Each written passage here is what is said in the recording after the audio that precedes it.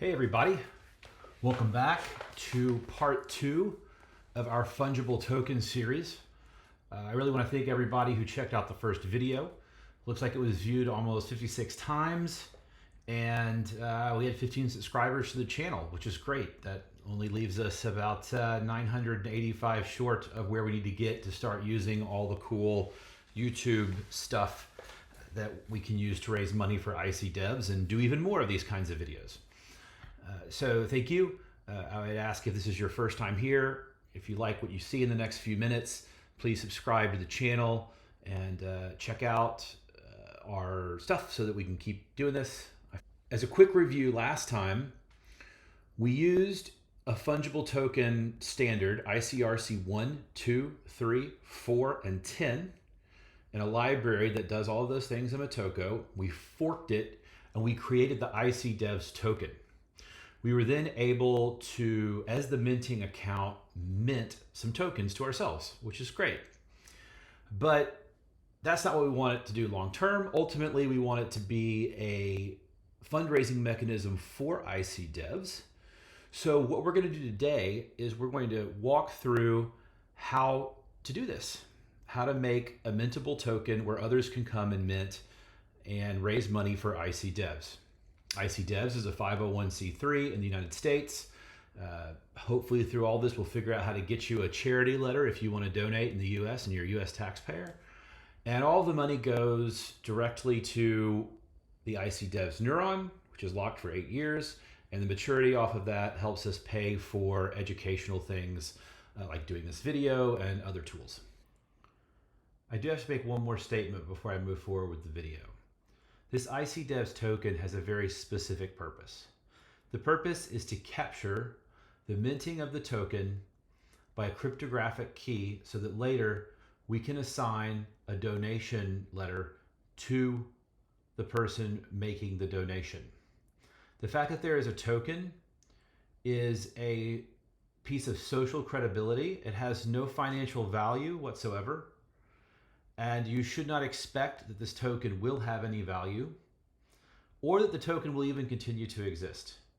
We certainly hope to do lots of fun things with it, but it is not a financial piece of software. It is not a financial piece of property.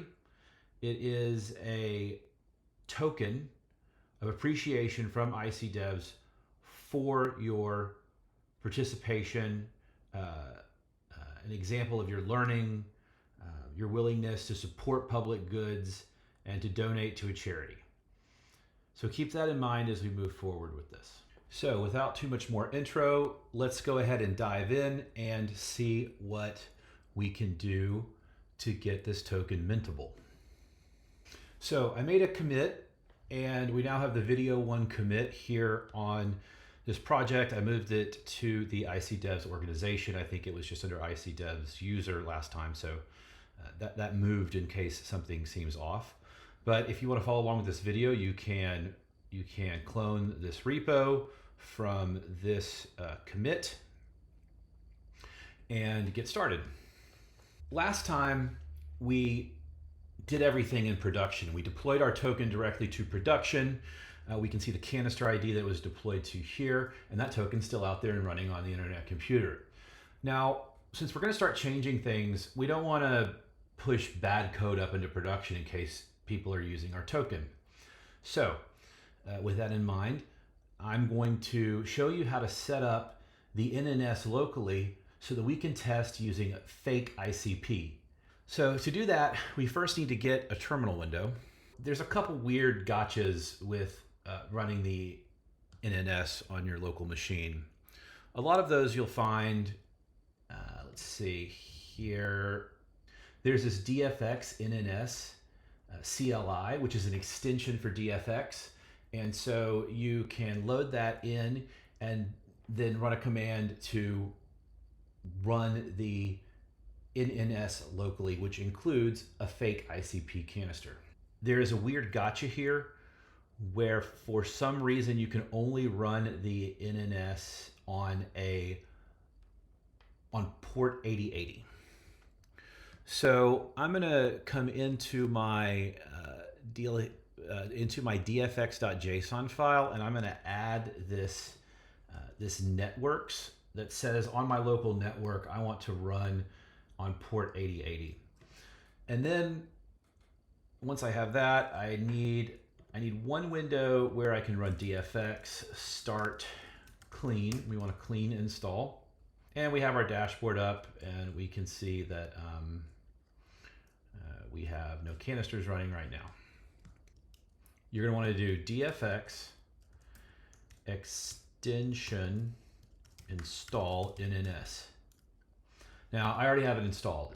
If you don't have it installed, it'll run a number of commands and install this extension into your local DFX, which we showed you how to install that last time in part 1. So now we can do DFX NNS install. And this will take a while to run, and it's going to install a bunch of canisters into our environment. So you should notice over here in your DFX window that there's some things happening. It's creating canisters, and there's some logs that are occurring. And once this is all done, you should see a list of all the canisters that were installed. So if you're wanting to build something that interacts with governance or cycle minting or SNSs or any of that, this is what you want to run to get all of those items. These canisters, if you want to use them with DFX, there's a quick command that you can do that will move. You'll see here in our dfx.json, right now we only have our token, our prod token, our allow list, and lotto. And so we're going to do another command here and do dfx NNS import, and that should pull in all of your items. And now you'll see that you have NNS cycle minting, NNS Genesis token, NNS governance, so on and so forth. Now you'll notice if you do DFX identity, who am I? You'll see that there is a identity here called test NNS. And this, I think this gets installed by the script, and the PIM file gets imported. And this will be sort of the controller of all of these canisters. One thing that this does is it gives, I think, 1 billion tokens to a couple different accounts. And we need to get some of those into accounts that we own. So I'm going to do DFX identity use Alice. And if you need help setting up identities on your local machine, there are tutorials on the Internet Computer site, and this will help you set up as many identities as you want. A lot of them have a password on them, and there's a way to override the password with the command. I forget exactly what it is, but you should be able to Google it.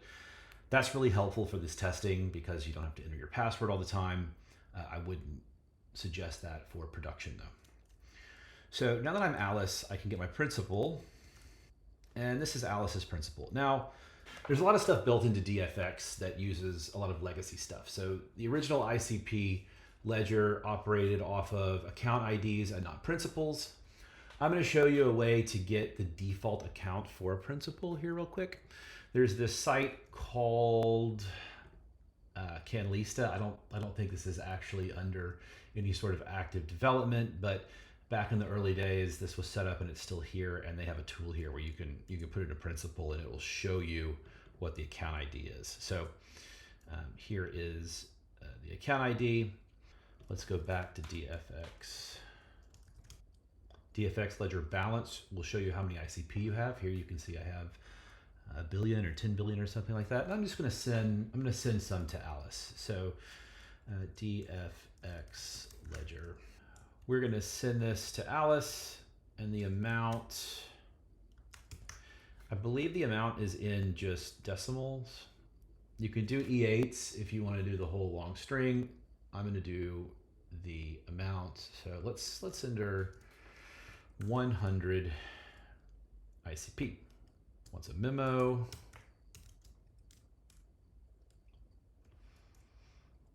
and we are at transfer block height 5. So now we could have used ICRC1, I guess, and I'll show you that a little bit later, but those ledger commands are there. So DFX identity use Alice, and then DFX ledger balance, we should have 100 ICP.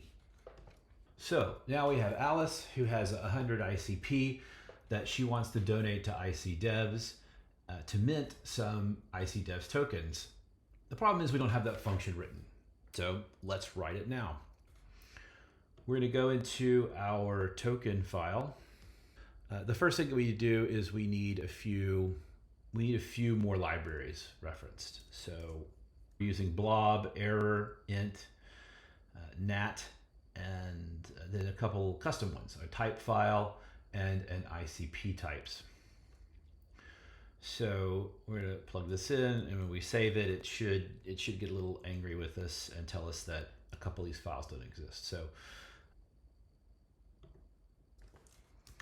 types.mo, and all we're going to have in types right now is a very simple structure called mint from ICP args, and this is what our function is going to need to go mint the args. It's going to need a source sub account in case we are going to hold our tokens in a sub account. Then it needs a target account so that you can say where you want your minted tokens sent. And then finally, the number of tokens that you want. Create another file called ICP types.mo, and I will show you where to get this. There's another site, I think we've mentioned it before, called ICScan, and I went and I found the ledger, which gives me all this information about the ICP ledger. This is the canister ID for that.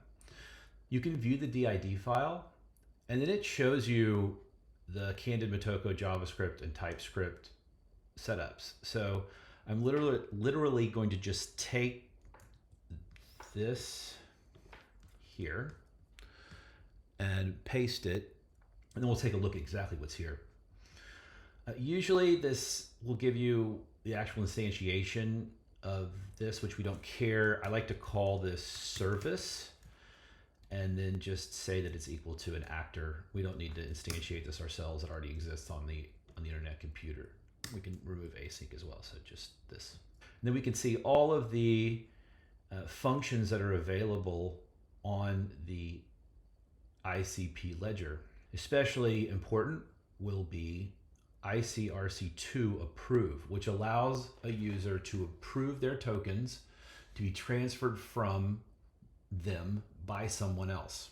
Next, we need to write our function. And we'll go down here. There should be a mint function down here. Now, eventually, you probably don't want ICDevs minting more tokens than they say they were going to mint. So we'll actually probably delete this function in the long term. So the only way to mint is through our new interface. But we'll save that for another video on security. I created a little function here because a lot of these functions use a timestamp that's int or nat64 instead of integer, which time.now is an integer, and stable variables are initialized once, and then they are upgraded every time you upgrade your canister, and they're not reinitialized. So the first time our code runs, these stable variables will be initiated, and I'll explain what they are later. But they should survive upgrades. So they're not going to get deleted every time we upgrade our code unless we do something to change our data types. So we're writing a function called mint from ICP, and it takes these arguments that we defined. And it's going to return back a transfer result, which is just a block number where the tokens were created.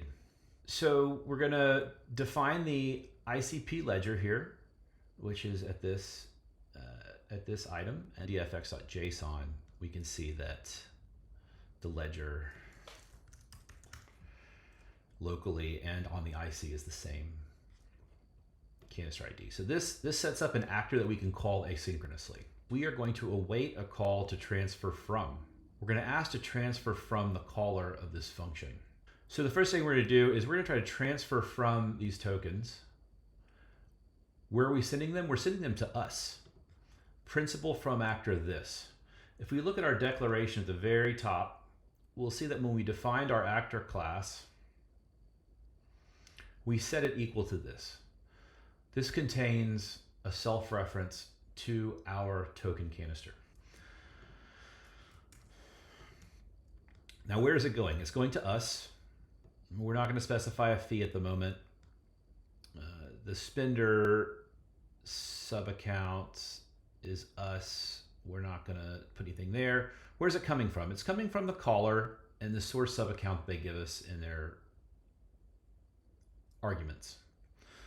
For the memo, we're going to put this blob, which just is the hash of ICDevs donation. So if we want to look at a ledger later and find all of the ICDevs donations, we should be able to search for this blob. It's created it now, and the amount that we want to transfer is args.amount. Now, this is a little tricky because it's going to cost us a fee to pull the item. So we need to keep that in mind when we approve. We need to approve the amount that we want to donate plus one fee, which for ICP is 10,000. So we'll have to put that in our instructions when people are trying to donate. Now, if this fails for some reason, we'll trap. Otherwise, we'll get a block back. And now we're going to calculate how many tokens we're going to mint.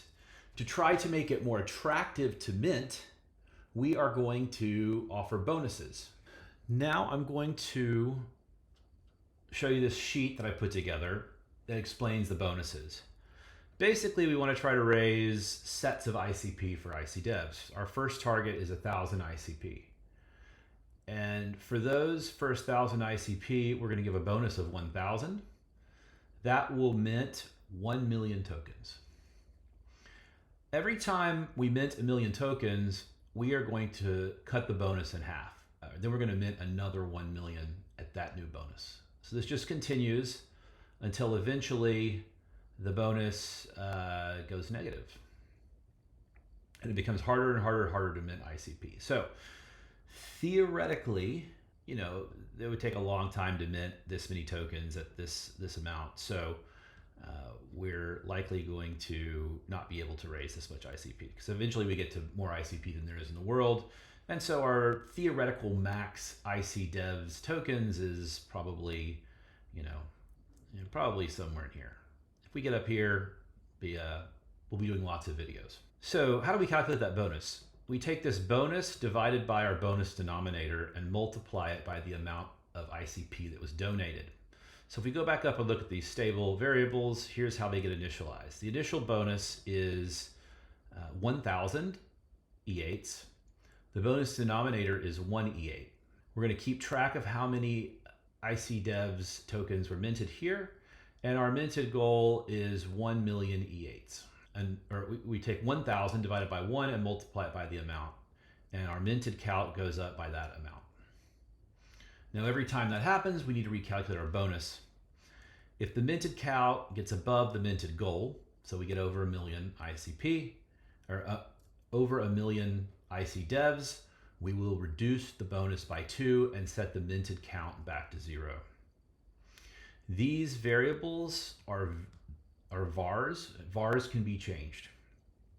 So that's the syntax you see here with the colon equals. We're going to call into our ICRC1 class mint tokens.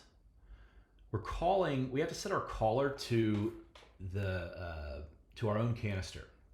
Why is this? Well, right now the minting account is the person who deployed the function or deployed the canister, because that's the default. And that's the ICDevs administrative account. Now, we don't want that in the long term because we don't want the minting account. We don't want us to just be able to mint tokens. So we need to change the minting account to the canister so that only the canister, according to its rules that we're defining now, can mint new tokens. So I'll show you how to change the minting account as soon as we get this code written and we're going to mint the tokens to this caller. We look at the target, and if there's no target provided, we just send it to their principal. If they do provide a target, then we'll set the owner, we'll set the owner of the new tokens to the owner and principal. The amount here is the minting amount that we calculated given our bonus.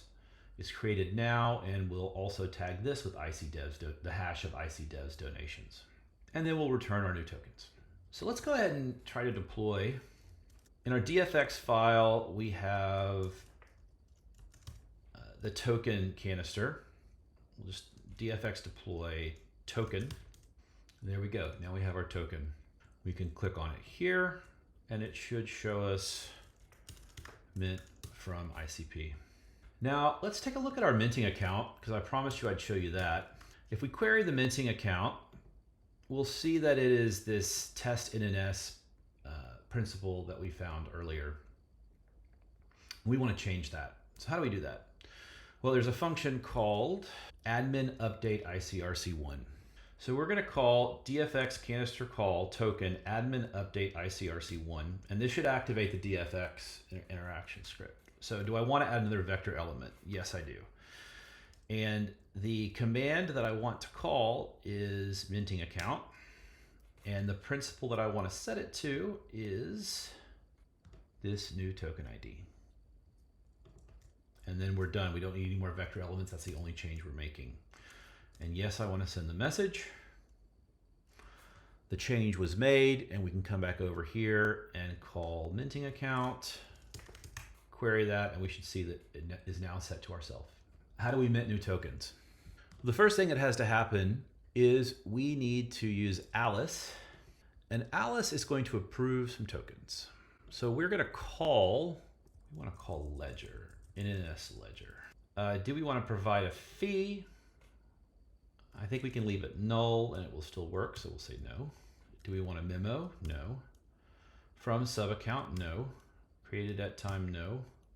All right, how many tokens do we want to approve?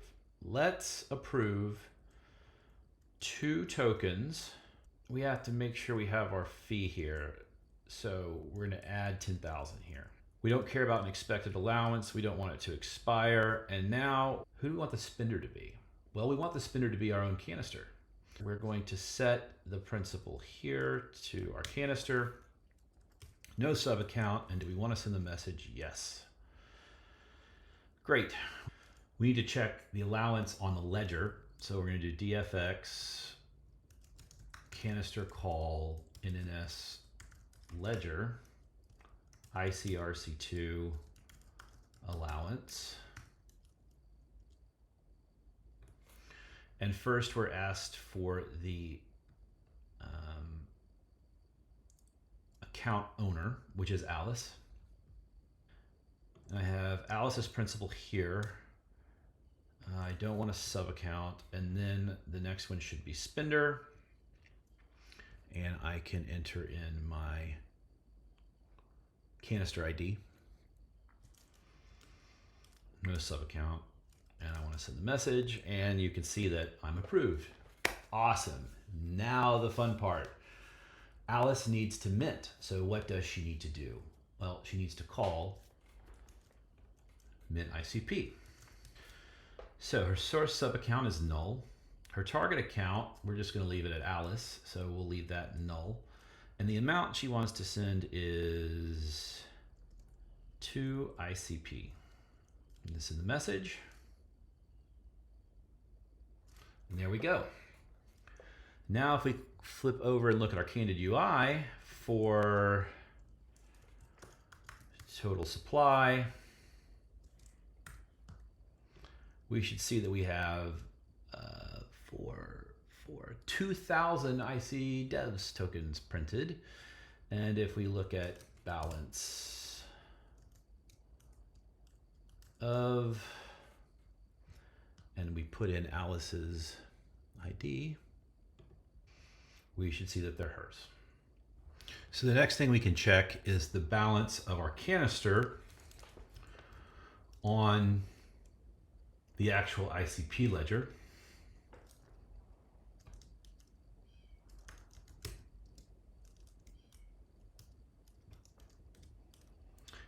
And we can see that we have 2 ICP. Now, so my canister has 2 ICP. The next thing that we need to do is define a way for us to get the money out of the ICDevs token canister, the ICP, and into the ICDevs treasury so that we can use it to do cool stuff and build cool stuff and discover cool stuff according to the charity's mission. So I need to create a new function to do this. We're going to create a function called withdraw ICP.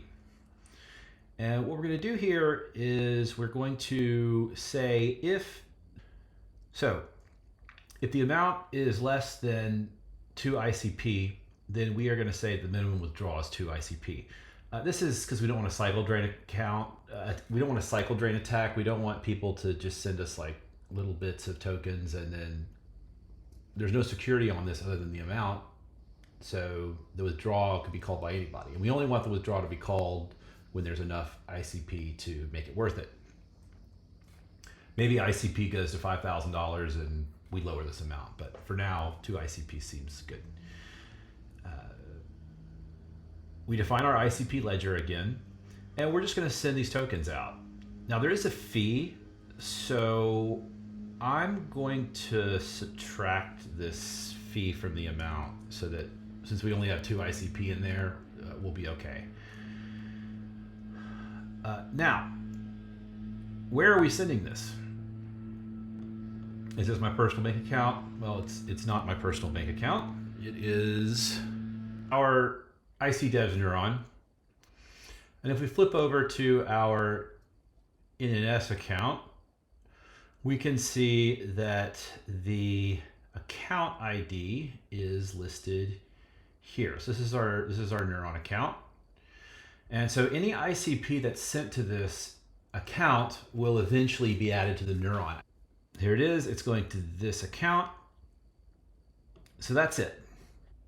Make sure everything's saved and then do DFX deploy token.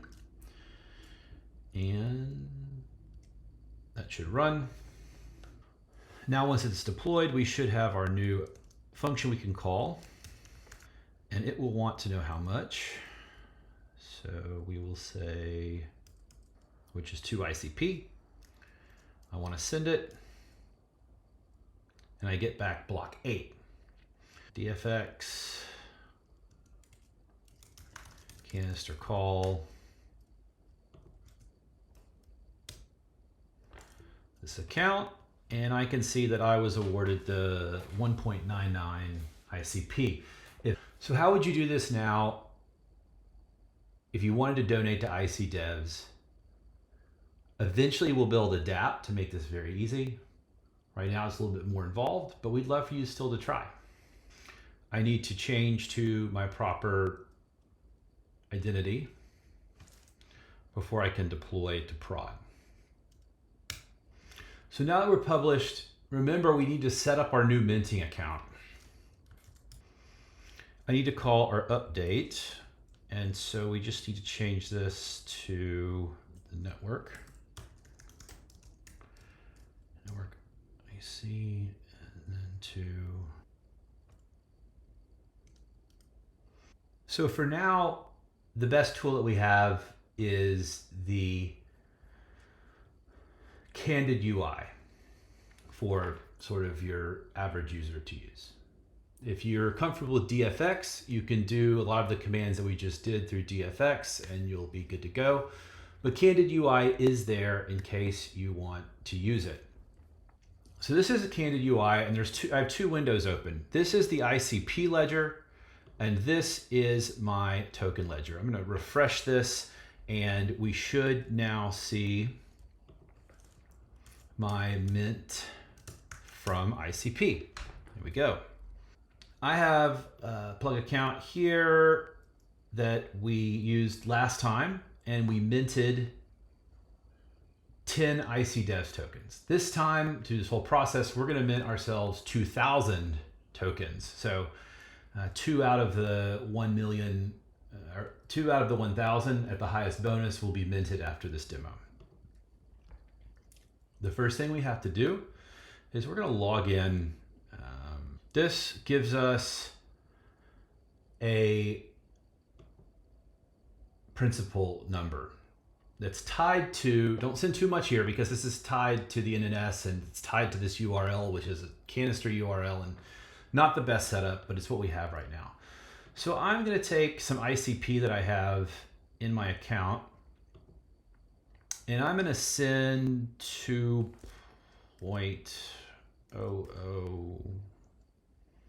make sure I have 2 fees in there, and I'm going to send it to this account. I can now check my balance of, and I can see that I have that. I need to approve this to the ICDevs token canister. So I'm going to find approve, and the only thing I need to fill out is the amount, which is going to be 2.0. So we're going to approve this much so that that fee's in there. And the spender is going to be our token ID canister, our ICDevs token canister. Spender. So I'm going to call this, and it's calling from my ID. There we go. We should have an approval now. I can check it here by plugging in the spender, me. I can see the approval. And now I'm going to come over here and I am going to call. I want it to go to this account. So I'm going to change my target to this principal. I'm going to call it. There we go.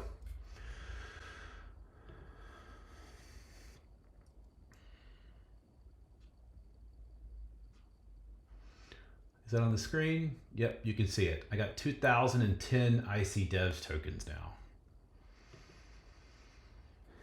Now, I made a bit of a mistake earlier because I tried this before I changed the minting account.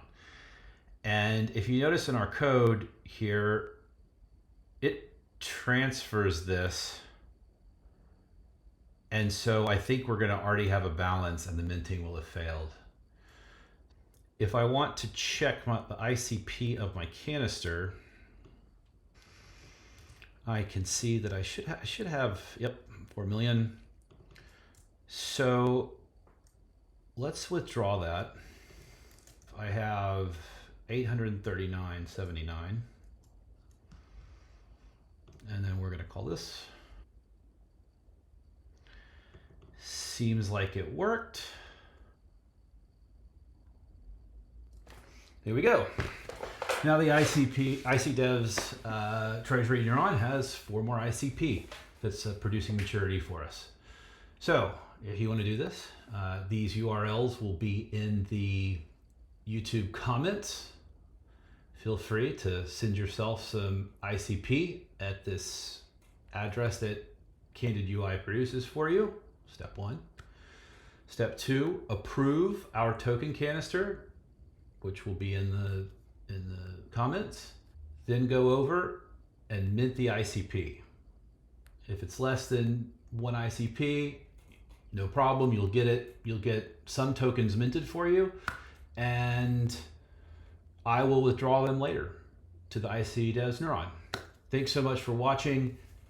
Next time, I want to get into really the roots of what's possible with these ICRC 1, 2, 3, 4 libraries. And so we'll go and do a deep dive into each of those standards, and you'll learn about what they can do.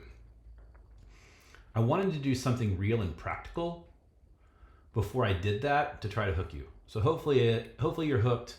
If you want us to build some new features in here, let us know.